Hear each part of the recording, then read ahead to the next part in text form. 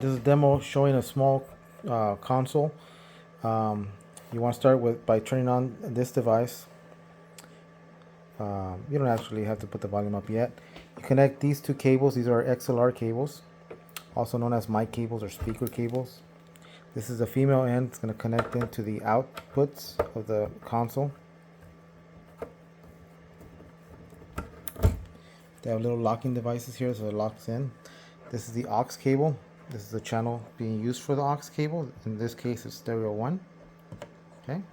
You want to have your speakers pretty wide and use the locking devices, as you see here, to secure it. You put about 3 holes, 3 notches in the pole. You lock it in place here, secure it with this. You go to your speaker and you connect the power cord, also known as the Edison or IEC cable. Turn on the power. You put the volume up. If this was a clock, that's 12, 1, 2, and 3. We recommend 2 o'clock. You can go as far as 3, but you won't really need to. 2 o'clock is fine. This is the master volume of the speaker. Typically, you just want to put it at 0. So if you see it anything but 0, just put it back at 0, and you'll be fine. You do the same thing for speaker 2. Turn on your power. Go to about 2 o'clock. And make sure the master volume is at 0. Both of these cables are going to go back to the console. This aux cable is going to my tablet. I have the volume up all the way up. Okay, it's going back to this channel.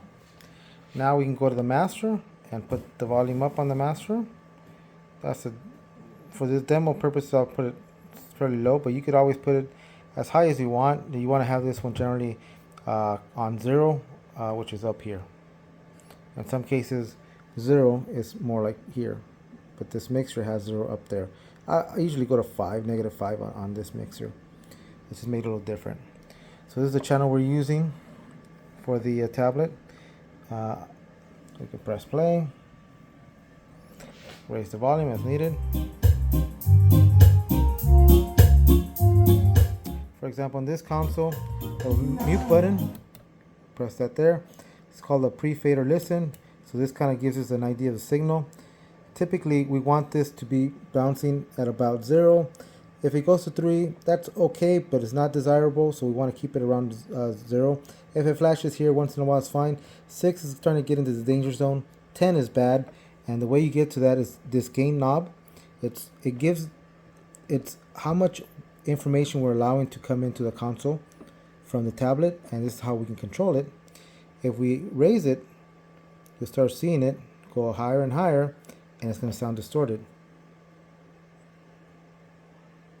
Oh, we have it on mute. starts getting distorted and louder, but just distorted. So we don't want it to be at red. That'll damage the speaker, the console. So we want to have it at a nice level where it's just touching the zeros and not into this danger zone. So if you had mics, you can connect them in here.